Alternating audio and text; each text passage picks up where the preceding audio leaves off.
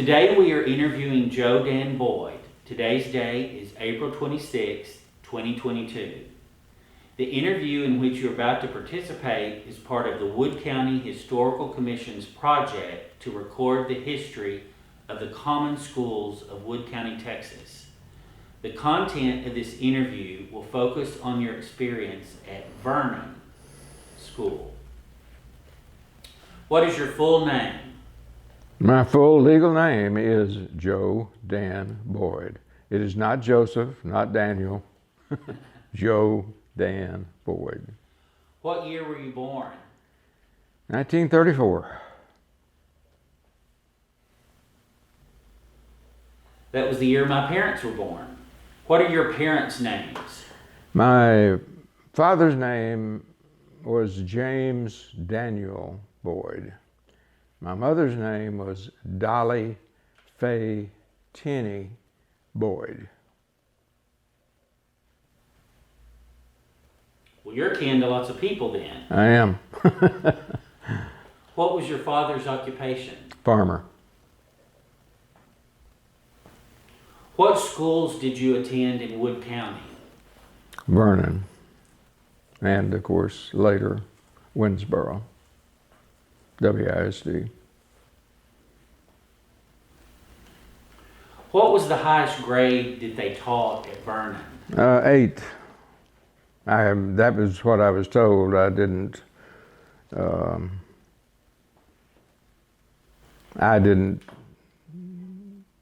have any records of exactly which grades I attended, but I know who my teachers were, and I can approximate it for you.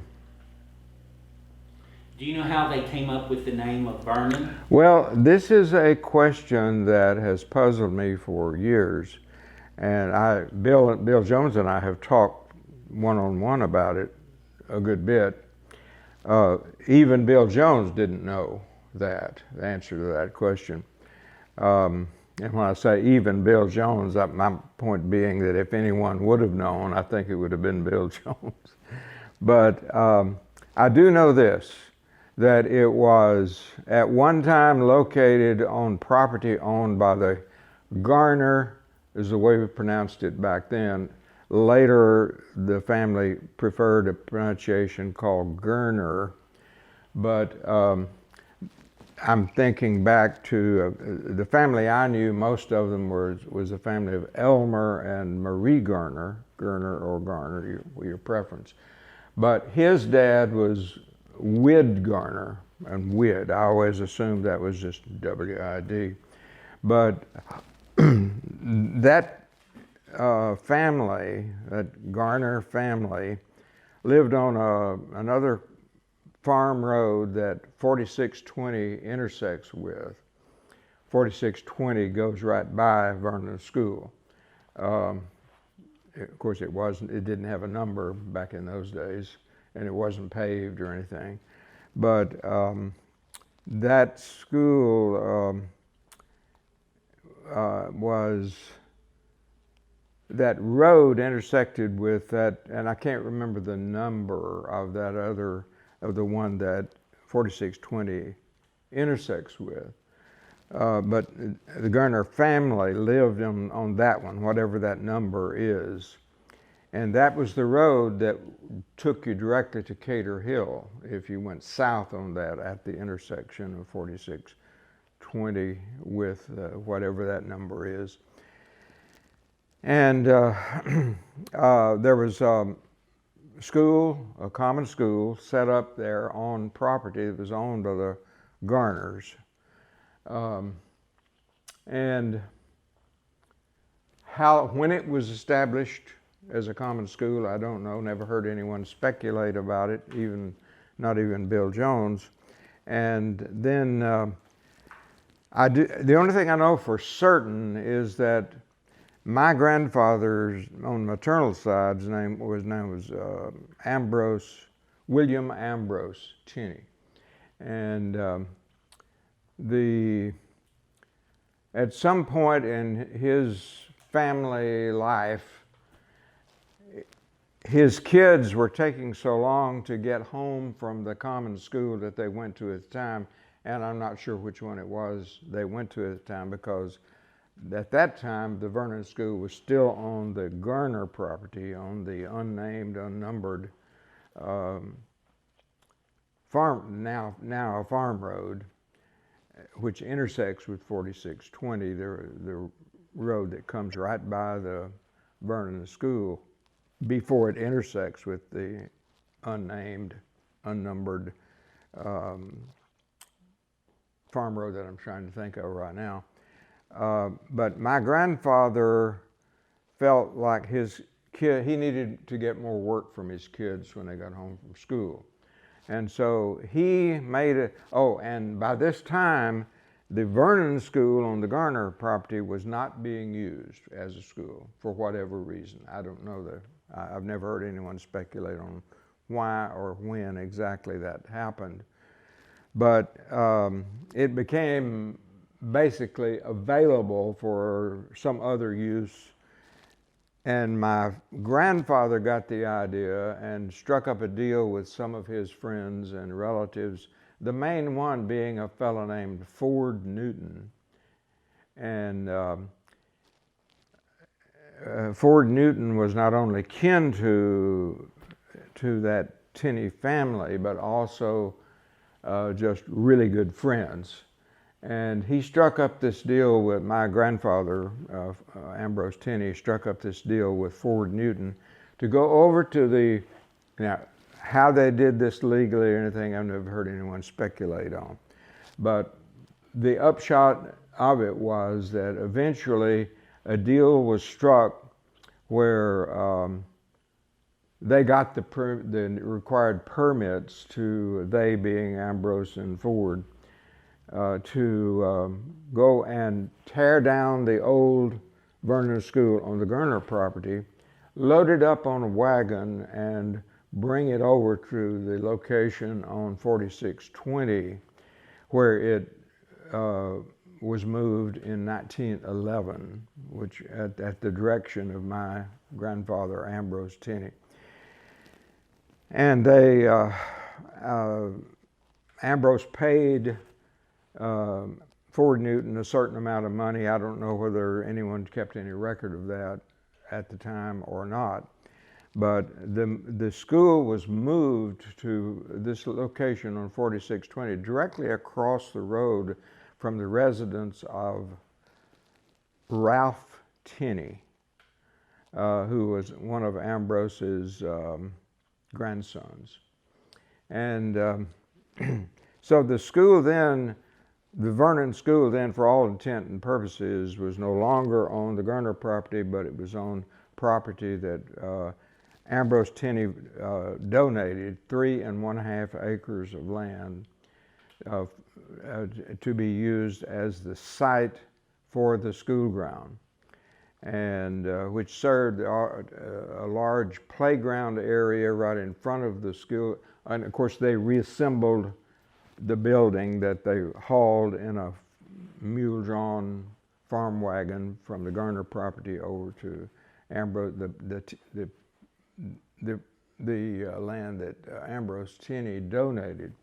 He did not retain possession of the land. He had a deed made out donating the land to the Vernon School, indicating in the handwritten deed that if it was no longer used as a school, that it should revert back to the heirs. Actually, the way it turned out, that actually did not happen, even though it's specified clearly in the deed. So that was how the school, that's all I know about how the school got in the location it was in when I started the school. I turned 6 years old January the 9th, 1934. Sometime after that, I don't know I can't tell you exactly how soon I walked the 1 mile from, I lived in the old Ambrose Tenney home place. My brother and I were the last children raised in the old Tenney home place. And so it was about 1 mile from where we lived to the new location for Vernon School. So I walked over there at pretty soon after I turned 6 years of age. And my first teacher, first grade teacher, was Hazel Ragsdale, Hazel Ragsdale. She was the wife of Bernice Ragsdale. Both of them were teachers. At the time that I was going to school there as a 6-year-old, Bernice Ragsdale was not teaching at Vernon, but his wife Hazel was my first grade teacher. And okay, now I think I've answered the question, but tell me if I left something out. No, you're good. You're doing great. We appreciate all this. I find it very fascinating. So you started to school, what, in 1940? 1940. And how did you get to school? You walked? Walked. About a mile? Approximately a mile.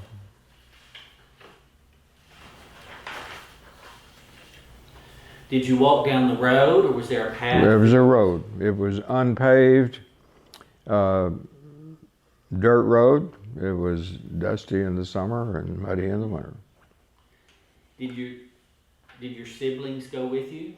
I only had one. I had a brother, Tommy Eugene Boyd, and he was 2 years younger. So he came along a couple of years later in the first grade. Did you have friends that walked with you? Yeah, friends, relatives, a combination of both.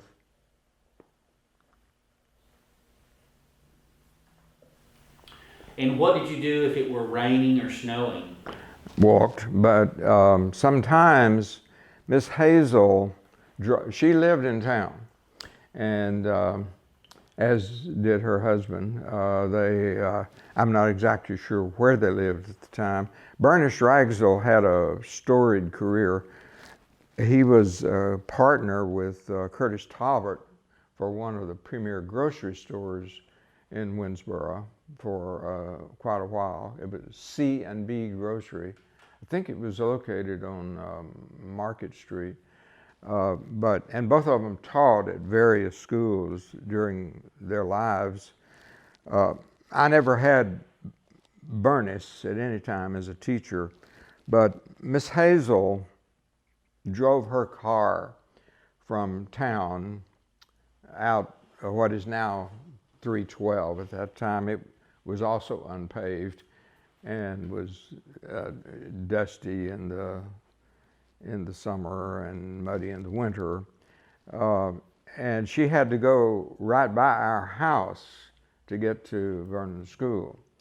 And so that sometimes there were times when in bad weather when she would come by, maybe it was raining or maybe even snowing or something, and she would frequently stop and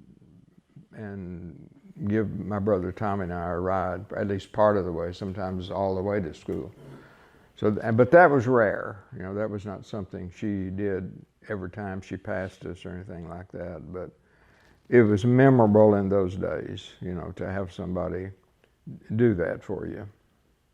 Right. Did any students ride horses to school? No, not at the time I was going there. Did the school have a lunchroom? Not called that. There were Vernon School at that time was two-room school, and one side of it was for grades 1 through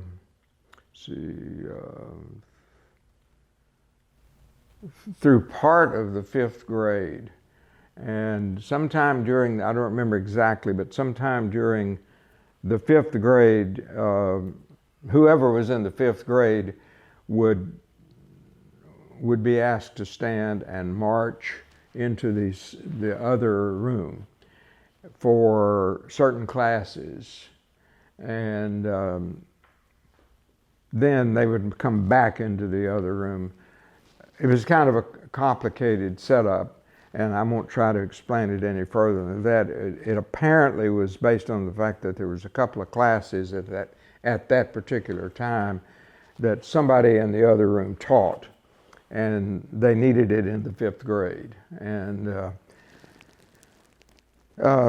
as I say, it only happened twice a day. They had to go in for 2 different classes, and that's about it.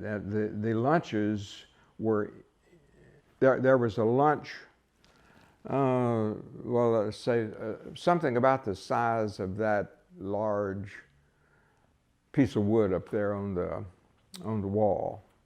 About that size, maybe slightly larger. There was a large shelf that opened up, and when you came into the school with bringing your lunch, you dropped it off, you opened it and put it in there. That was its storage place until time to eat it. And what the teacher would tell, of course, call out, okay, lunchtime. Everybody would go get either their bucket or their sack or whatever they brought their lunch in, and would bring it to their desk to eat.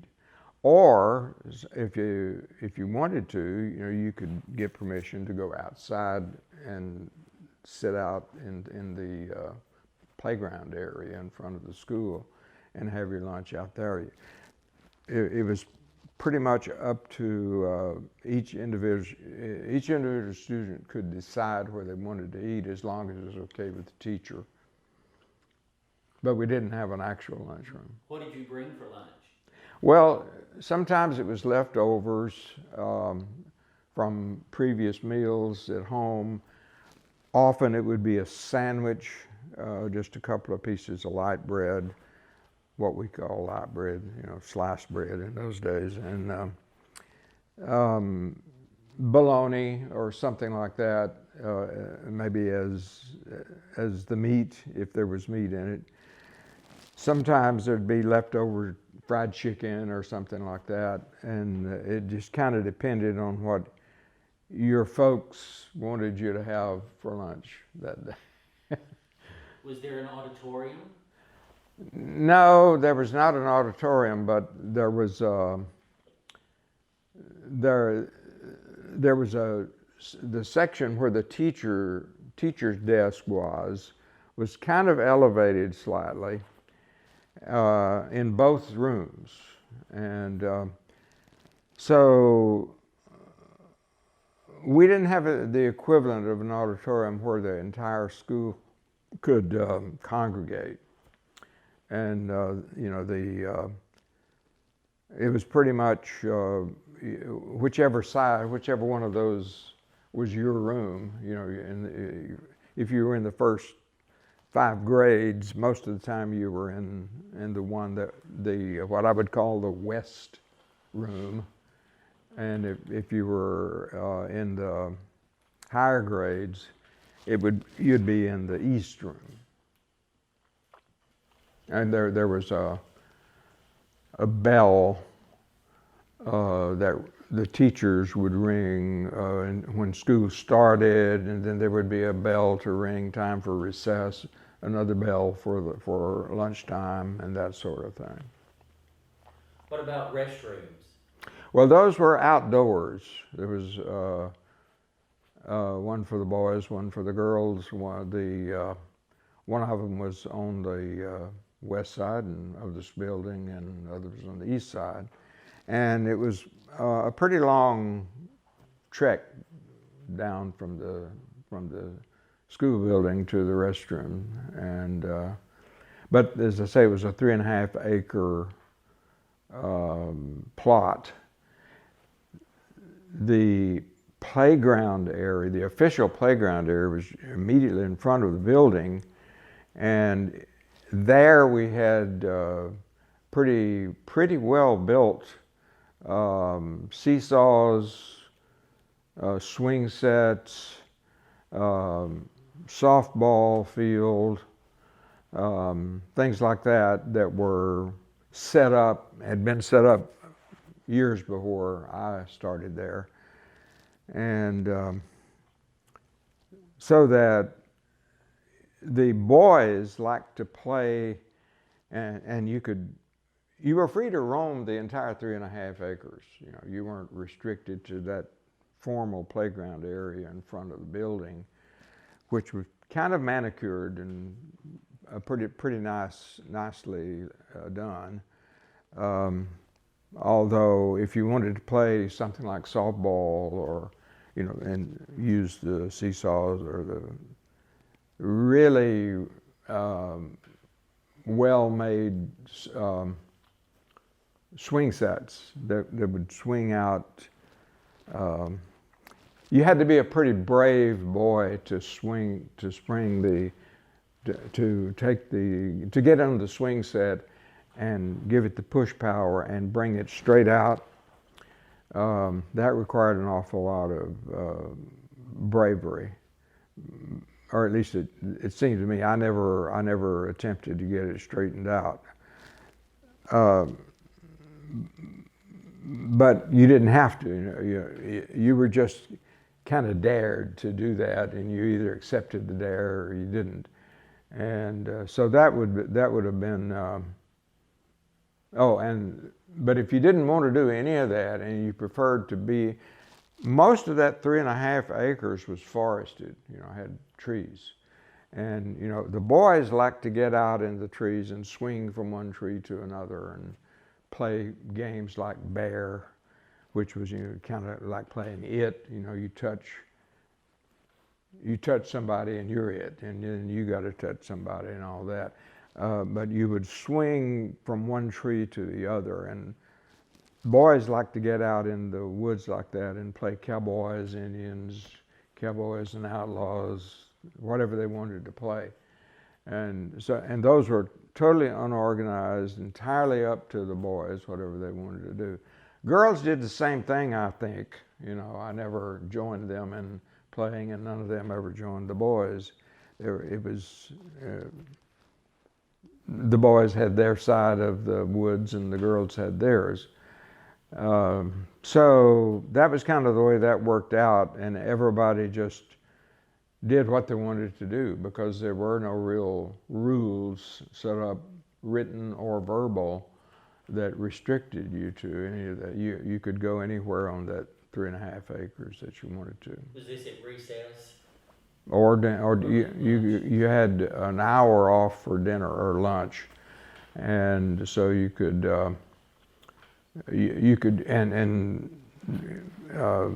15-minute recesses, and you were on your own as students. You were not restricted to any particular area of that 3.5 acres. Ever damaged by the weather or fire or anything? No, I can't say that I can recall any serious damage of any kind. Really, it was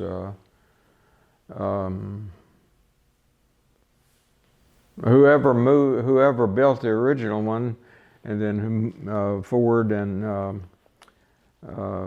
Newton was the guy who moved it.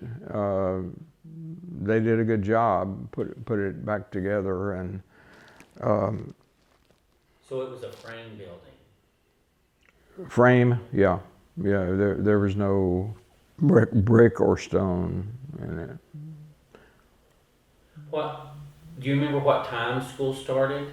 Well, we would usually get over there pretty soon after 8 or pretty soon after 8 a.m. Pretty early. And do you remember about what time it ended in the day? Well, we'd get home in time to.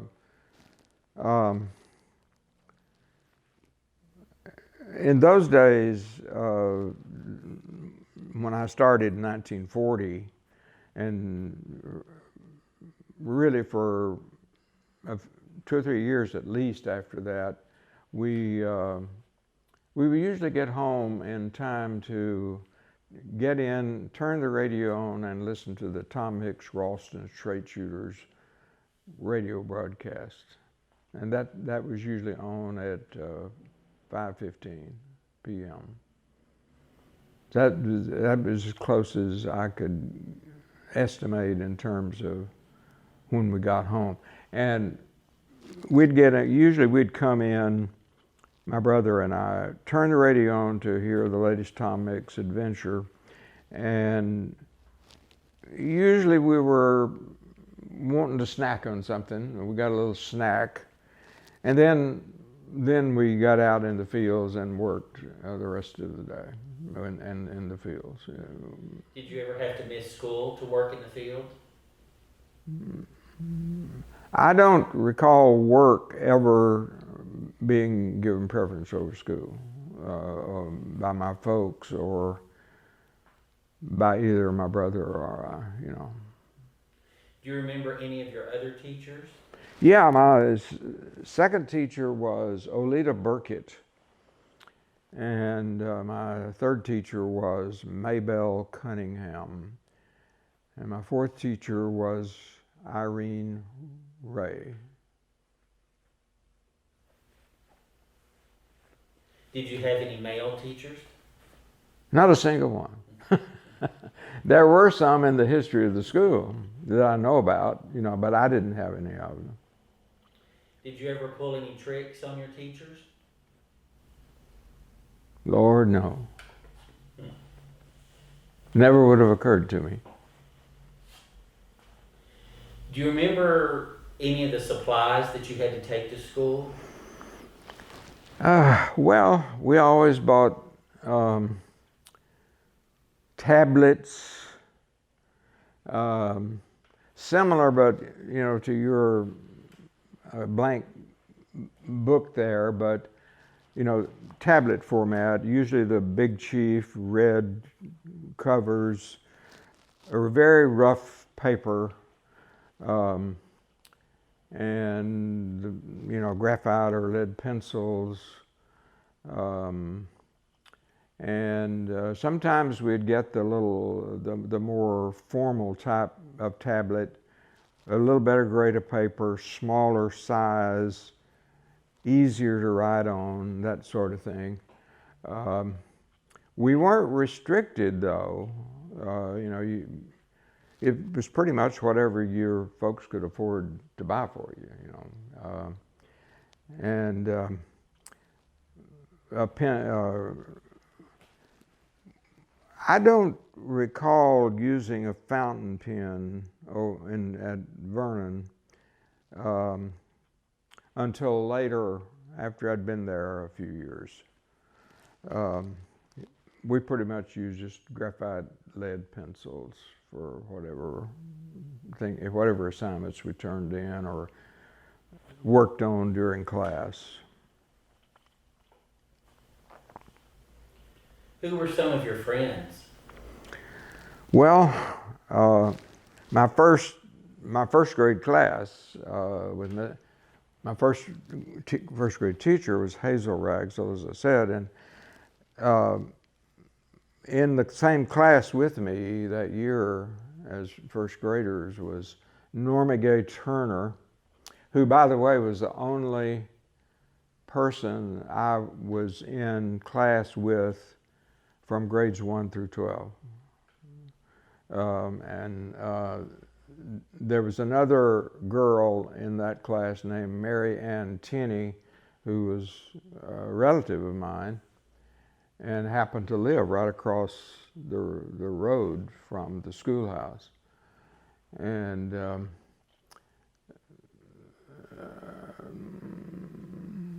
there was a guy named Horace Wayne. What was his last name? Horace Wayne. Maybe I'll think of his last name in a minute. But he was in our first grade class as well. The classes were pretty small, maybe 3 or 4 to 5 or 6 in a class. I'm talking about the first on the side of on the west room. If you were on the east room, you might have bigger classes. The higher grades seem to have more students in each class than the smaller, the younger, lower classes. Did you have any special programs or parties at Christmas? Oh yeah, Christmas was huge at Vernon School.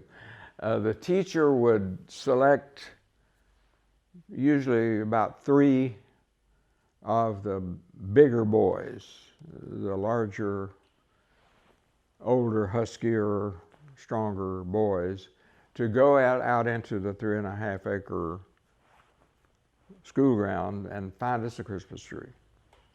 And they would have brought, or somebody would have brought the teacher, or somebody would have had little hand saws or hand axes, things like that, where they would later, after they were sent out, they would come in with their prize trophy tree, and then it would be their job to set it up on some kind of a stand at the front of up in the area that was slightly elevated where the teacher's desk was. Both rooms were heated by wood, and it was the boys' job to keep, well, actually we had two sets of responsibilities. We had trustees for the school, and to some extent they were responsible for making sure that there was plenty of wood cut, split and out in the area, and the boys in the school, the students, it'd be their job to get it brought inside to put in these were very, very large heaters for each one of these big rooms. And so that was, and the Christmas tree would be set up, and then, you would draw names, and then there would be a huge Christmas program where the gifts would be exchanged and that sort of thing.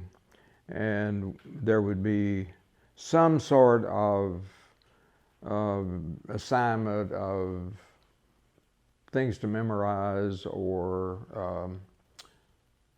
just to try to memorize, that sort of thing. And with the students largely in charge of the teacher would assign certain students to either memorize things or to read them or that sort of thing. So it was always a very memorable event. Christmas was probably the single most important or single most memorable event probably in the whole school year. And I remember one year, Norma Gay Turner, one of the other, is in my first grade class. I remember she asked me if I'd like to have a puppy. And of course, I didn't even have to think about it. Well, sure, I want a puppy. So she brought a puppy just a few days later and handed it to me in the schoolroom. And of course, we had, among other things, in each room was what we called sandboxes in those days. There was a table made for the purpose of having sand, and you could make all kinds of things, imaginary things, build little things in the sand. And so she brought the puppy in to me, and then everybody wanted to spend time with the puppy during the rest of that day. And she had brought that to me as a Christmas present. And so I got that dog and I named the dog Poochie. And that was probably the single most memorable Christmas of all of my time in Vernon School, was getting getting the dog. It was a Feist breed, which then at that time was known as being a really good squirrel dog.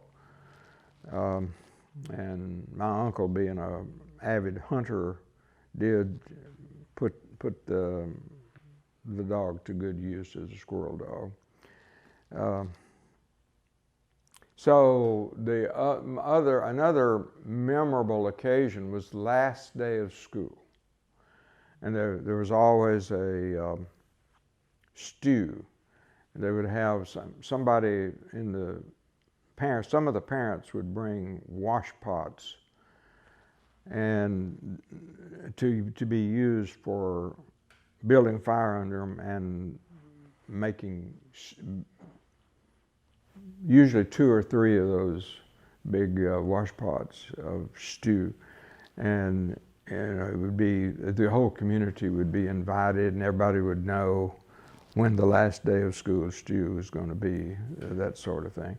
And there'd be a lot of playing in the school ground, not just from the kids, but adults as well would get out and play in softball or seesaw or swings, this sort of thing.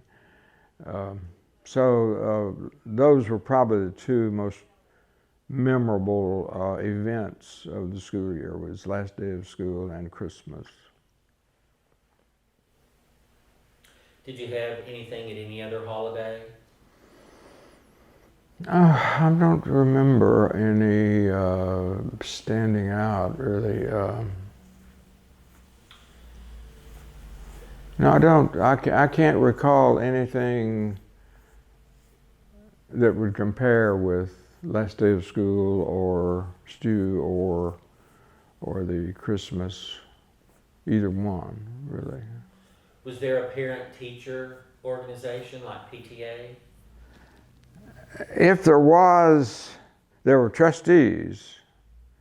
But as far as a PTA or anything similar to that, if it existed, I didn't know about it, and my folks didn't talk about it to the point that I remember anything like that. I do recall that if a teacher had to be absent for some reason, and sometimes it might happen all suddenly, without warning, and that there were certain parents who would be called on to fill in. I guess at the time there was no formal setup that the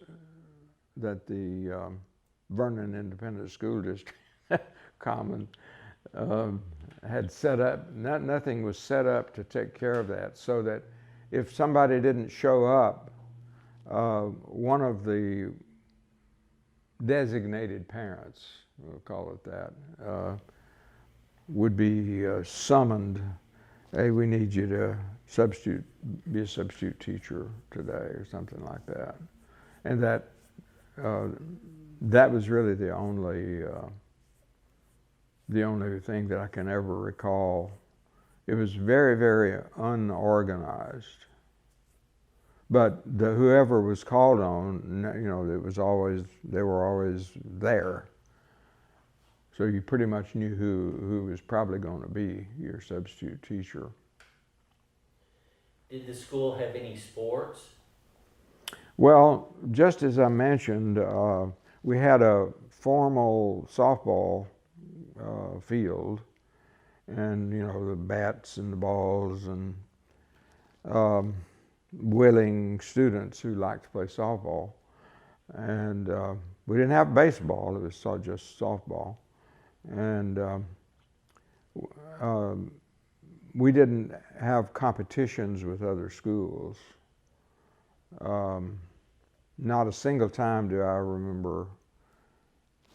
The kids would choose up sides for certain games, and among each other, just among ourselves, and whatever, like games like Red Rover, and some of those well-known games of the time. but never anything beyond just what might be called intramural within the same school. That's very interesting. You talk about how your school was heated. How was your school cooled? It wasn't. We didn't have any artificial cooling. We didn't have a fan or in there. We didn't have electric fans. If you got hurt at school, who tended to the injury? We didn't have a nurse, or if anyone was designated for that purpose, it would have been the teacher. I don't really think there was a designated. At one time or another, everybody got hurt a little bit, playing out swinging in the trees, and most of the games the boys played in were kind of rough, so you could count on getting hurt a little bit. And there was always rivalries especially among the boys, where you might get into some kind of a fight from time to time and get hurt a little bit that way. But I don't remember it ever being an issue, where anyone really got in trouble over it, or I don't even know for sure that we had an adequate first aid kit in the school, even to that extent. You just got over it, pretty much. What was discipline like? Well, you probably remember, as well as having read about and all that, what country schools were like in those days. Reading, writing, and arithmetic taught to the tune of a hickory stick, and that's probably a reasonably good description of the way things were at Vernon at that time. The teachers assumed and carried out whatever discipline they felt that was needed, and even though I didn't mention a single male teacher, I do not remember Miss Hazel or Miss Burkitt or Miss Cunningham ever, let's say, spanking a child. I have seen Irene Ray spank children who deserved it, and the fact that she was a lady didn't stop her at all from, and I can recall her actually having to deal with a few unruly boys who were bigger than she was, but that didn't deter her either. And there was never an issue as to who was in charge. Even some of the bigger boys who could easily have probably overpowered her had they chosen to do so, they never got that far. And even though they did have altercations, physical as well as verbal, and that sort of thing. But this particular teacher, Irene Ray, carried a certain authority just by her presence, and so she never really. I never saw her lose control.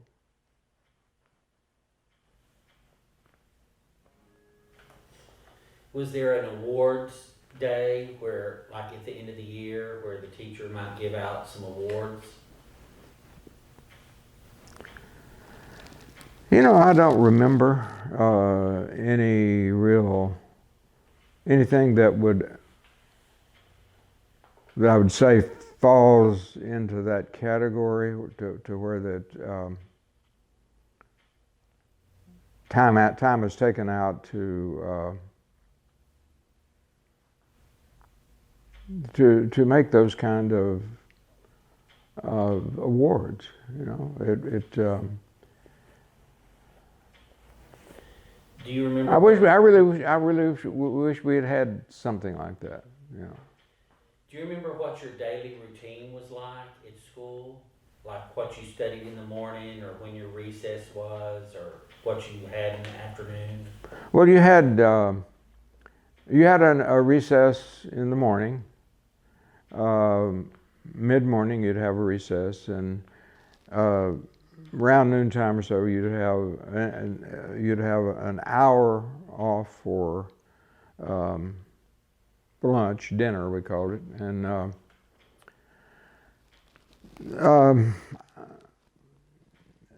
you know, there were things like you had the blackboards in each room, chalk, erasers, and this sort of thing. You would have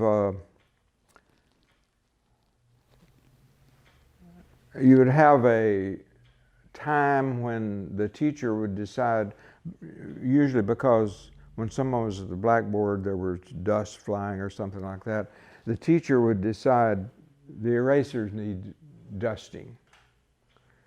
And the teacher would usually say, Joe, Dan, and Tommy, y'all go dust the erasers. And that meant take the erasers down from the blackboards, take them outside, go find a secluded spot outside, usually by one of the large rocks or stones that were available. And you would dust them by beating them together like that and getting all that dust out of the eraser, the white dust.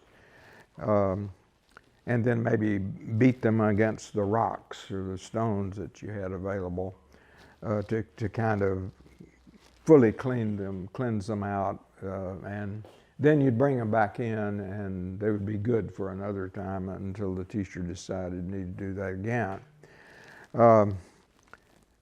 And it was always, I think every student always considered it a privilege to be chosen to go dust the erasers. You know, get out of the room, get outside, and beat those things together. And we didn't have masks or anything to protect us from the dust and all that, but everybody liked to do it just to get out of the room and spend a little more time outside than inside. So how long did you go to school in Vernon? Well, we got there pretty soon after 8 o'clock, around 8, and we would get home about soon after 5. Did you go through the 8th grade? Well, what happened in my case was the school consolidated with Winsboro ISD. I think the last year that Vernon School was active as a school was 45, 46 academic year. And that would have been right after the war being World War II. And by that time, I was ready to be in the, so my first year at WISD would have been, I would have been in the 7th grade. And that my first school in Winsboro was at the old North Ward School, which is now where the up at the intersection of Walnut and Pine, I guess. And so, How did you get to school? well, In by that, Winsboro? once it consolidated, Winsboro provided school buses. If you were a common school in those days and you consolidated with Winsboro would, the WSD would send a school bus out, you know, and pick you up and bring you to school. So what year did you graduate from Winsboro? 52.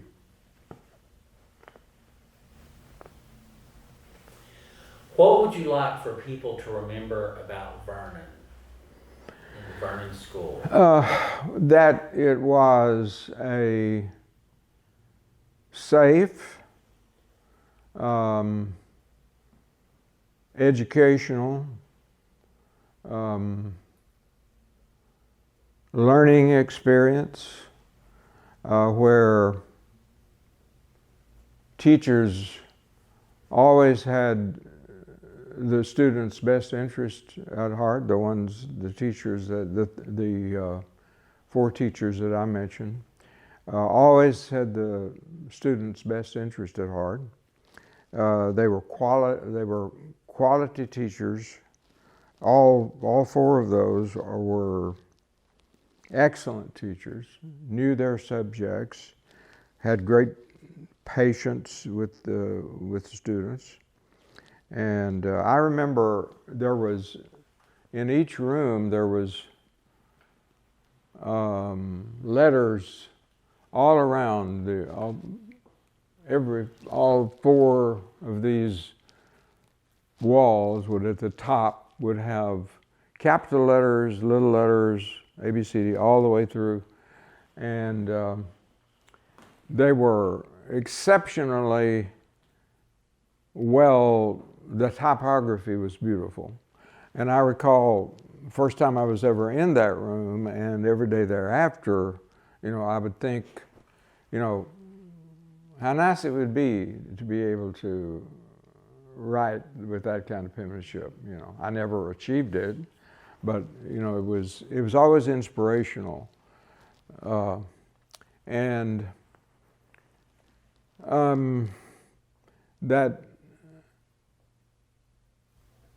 I guess it was the other thing I would say that I'd like for people to remember about Vernon School would be that my family had this long history, and I had pictures that had been passed down by the family, so that, you know, I knew that my mother had been to that school, and any number of other relatives and good friends had been, because I could see them lined up for official pictures made at Vernon School, and many of which were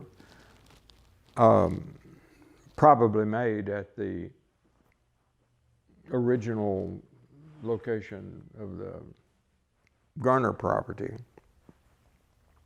because they tried to duplicate that. You know, they tore the building down, put it in the mule-drawn farm wagon, and hauled it to the new location and rebuilt it.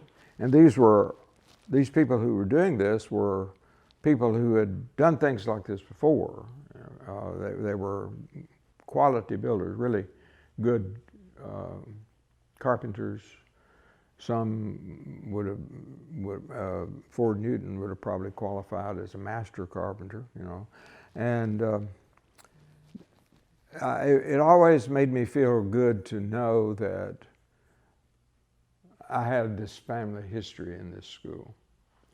And I would say too that it was nice that there was never any question whether or not the Vernon School students who moved either, and like in my case when the school consolidated with Winsboro, or like if you were back in the earlier days when maybe you went all through all 8 grades at Vernon School, that there was never any question about whether or not the students from Vernon School were ready for the ninth grade in WISD. I can recall hearing it talked about in my own family about how, well, I remember my grandmother used to talk about Irene students do well in Winsboro, talking about Irene Ray's students. That if they had her at Vernon, they probably did well at Winsboro High School in the ninth grade. Well, thank you for your time